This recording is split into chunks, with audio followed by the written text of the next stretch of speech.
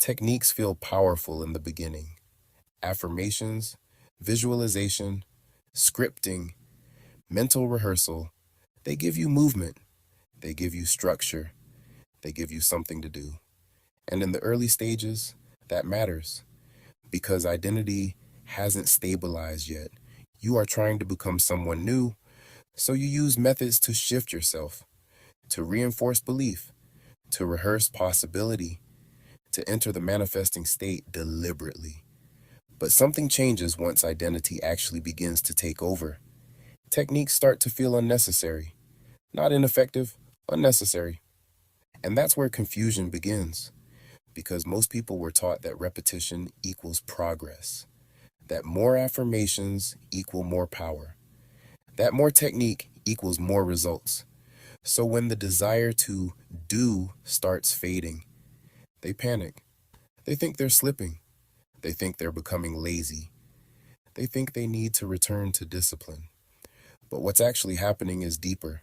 Identity is replacing effort. In the beginning, you practice the state.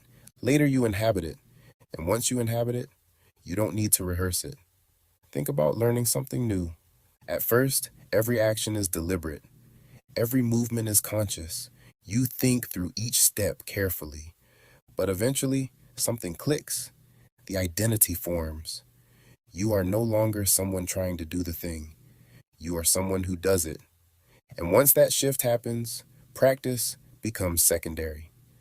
The same applies here. Techniques exist to shift identity. They are not the source of power. They are transitional, scaffolding. And once the structure stands on its own, scaffolding becomes useless. Not bad, not wrong, just no longer required. Here's the subtle trap. When identity stabilizes, manifestation becomes quiet. Less emotional, less intense, less dramatic. It starts to feel normal, almost boring. And because it feels normal, the mind assumes something is missing. It tries to reintroduce technique, to recreate intensity, to feel productive again. But identity does not need intensity. The manifesting state, once embodied, does not require maintenance. It becomes your baseline. You stop checking.